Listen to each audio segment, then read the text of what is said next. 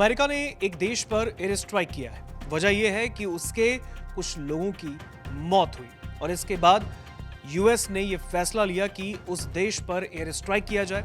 कई आतंकी ठिकानों को तबाह भी किया है अमेरिका ने।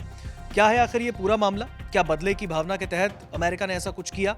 इस पर बात के लिए हमारे साथ अंजलि जुड़ी। अंजलि, अमेरिका ने शायद एक बदले की भावना के तहत एक देश पर एयर स्ट्राइक किया है।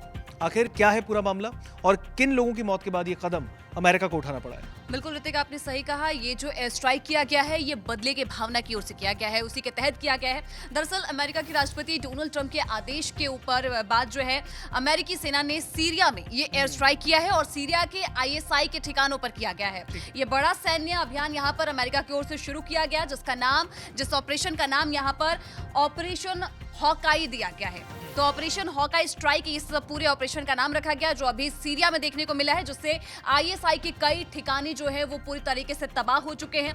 बता दें कि अभी जैसा कि आपने जिक्र किया कि क्या ये बदले की भावना से लिया गया। दरअसल ये जो पूरा स्ट्राइक किया गया यहाँ पर अमेरिका में एक अमेरिकी नागरिक और 2 सैनिकों की मौत के बाद से ये पूरा मामला जो है गरमाया था, जिसका अंजाम हम ये देख रहे हैं कि अमेरिकी राष्ट्रपति डोनाल्ड ट्रंप ने स्ट्राइक कर दिया है। इस हमले के बाद से बता दें कि अमेरिकी सेना ने ऑपरेशन जो हॉक आई स्ट्राइक है उसकी शुरुआत की थी और इसी के तहत ही आईएसआई के पूरे नेटवर्क को यहाँ पर खत्म करने का इरादा यहाँ पर जताया गया था। अब पूरा आपको बताते हैं कि दरअसल ये मामला क्या था। दरअसल 13 दिसंबर को सीरिया में अमेरिकी सैन्य ठिकानों पर हमला हुआ था, जिसमें कि 2 अमेरिकी सैनिक और 1 नागरिक की जान चली गई थी। इसी के बाद से जो और भी कुछ 3 सैनिक थे जो कि गंभीर रूप से यहाँ पर घायल हो गए थे। उसी के बाद से ये पूरा मामला गरमा गया था। इसी हमले के जवाब में सैन्य कार्रवाई शुरू की गई और साफ शब्दों में ये कह दिया गया था कि अमेरिका अपने नागरिकों और सैनिकों पर हुए हमले को कतई बर्दाश्त नहीं करेगा और जो भी दुनिया में कहीं भी छुपा होगा उसको ढूंढकर यहाँ पर मारा जाएगा, उनको निशाना बनाया जाएगा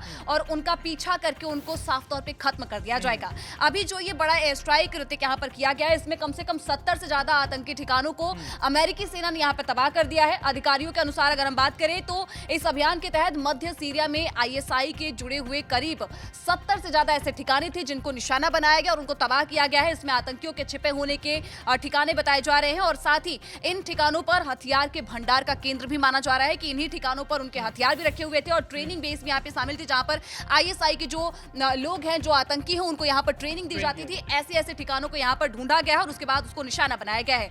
पेंटागन ने यह संकेत दिए हैं कि हालात के अनुसार आने वाले दिनों में और भी सैन्य कार्रवाई की जाएगी, यानी कि यहाँ पर एयर स्ट्राइक रुकेगा नहीं। बिल्कुल, यहाँ पर चेतावनी दे दिया गया है अमेरिका की ओर से कि जिस तरीके से खून का बदला, जैसे मैंने पहले ही कहा कि खून का बदला यहाँ खून से लिया जाएगा। लेकिन इस बीच अगर हम देखें अंजलि, तो जानना बेहद जरूरी है कि इन एयर स्ट्राइक में किन हथियारों का इस्तेमाल किया गया। दरअसल जब ये एयर स्ट्राइक हुई है तो इस दौरान की अगर हम बात करें, जैसा आपने कहा कि कौन से हथियारों का इस्तेमाल किया गया है, तो इस ऑपरेशन में अमेरिका और उसके सहयोगी देशों ने पूरी सैन्य ताकत का प्रदर्शन किया। यहाँ पर हमलों में F-15 eagle fighter jet, A-10 Thunderbolt attack aircraft और इसके साथ ही AH-64 अपाचे हेलीकॉप्टर और हिमार्स का रॉकेट सिस्टम यहाँ पर इस्तेमाल किया गया है इस पूरे एयर स्ट्राइक में। और इसके अलावा जॉर्डन के जो F-16 विमान हैं उनको भी इस अभियान में शामिल किया गया था, यानी कि ये सभी विमानों को एक साथ जो है इस्तेमाल किया गया है और आतंकी ठिकाने, जैसा कि मैंने बताया, आईएसआई के कम से कम 70 से ज्यादा ठिकानों को यहाँ पर पूरी तरीके से तबाह कर दिया गया है। और ऋतिक, इसके साथ ही आपको ये भी बता दें कि आईएसआई के ऊपर जब ये हमला हुआ, आईएसआई के ठिकानों पर जब ये हमला हुआ, उसके बाद से डोनाल्ड ट्रंप की ओर से भी बयान सामने आया है। दरअसल अमेरिकी राष्ट्रपति डोनाल्ड ट्रंप ने सोशल मीडिया पर अपने लिखा और उन्होंने लिखते हुए ये कहा है कि सीरिया में बहादुर अमेरिकी देशभक्तों की आईएसआईएस द्वारा की क्रूर हत्या की गई थी। मैं इसकी घोषणा करता हूं कि अमेरिका जिम्मेदार हत्यारे आतंकवादियों पर बहुत गंभीर जवाबी कार्रवाई कर रहा है। हम सीरिया में आईएसआईएस के गढ़ों पर जोरदार हमला कर रहे हैं। ये जगह खून से सनी हुई है। ये साफ तौर पर उन्होंने कहा कि ये जो जगह है वो खून से सनी हुई है और इसमें कई समस्याएं और भी हैं। अगर आईएसआई को खत्म कर दिया जाए तो इसका भविष्य जो है उज्जवल हो जाएगा। यानी कहीं ना कहीं सीरिया की यहाँ पर बात की गई है कि जो सीरिया में ये आईएसआई के ठिकाने, अगर इनको हम खत्म कर देते हैं तो यहाँ पर सीरिया का भविष्य जो है वो उज्जवल हो जाएगा। इसके साथ ही ट्रंप ने आगे कहा कि जो सीरिया की सरकार है उनके ऊपर भी उनको लेकर भी ट्रंप ने यहाँ पर कुछ दावे किए हैं। उन्होंने कहा कि जो सीरिया की सरकार है, जिसका नेतृत्व एक ऐसा व्यक्ति कर रहा है जो सीरिया में महानता वापस लाने के लिए बहुत मेहनत कर रहा है, वो पूरी तरीके से समर्थन में है। यानी कि ये जो स्ट्राइक की गई है उसके समर्थन में सीरिया की सरकार है। हालांकि ये स्ट्राइक सीरिया में ही की गई गई है। लेकिन ये बड़ी सीरिया, बिल्कुल, और सीरिया के आतंकी हालांकि समर्थन इसलिए क्योंकि सीरिया के जो आईएसआई के वो बेस कैंप्स है, इसके साथ ही जो वहां पे उनके ठिकाने हैं उस पर की गई है। तो उन्होंने यही कहा है कि वो पूरी तरीके से समर्थन में है। सभी आतंकवादियों को जो अमेरिकियों पर हमला करने के लिए इतने बुरे हैं, उन्हें चेतावनी दी जाती है, अगर आप किसी भी तरीके से अमेरिका पर हमला करते हैं या धमकी देते हैं तो आप पर पहले से कहीं ज्यादा जोरदार हमला किया जाएगा। यानी कि कहीं ना कहीं अमेरिकी राष्ट्रपति की ओर से ये साफ कर दिया गया है ऋतिक कि अभी जो ये स्ट्राइक हुआ है ये ट्रेलर है।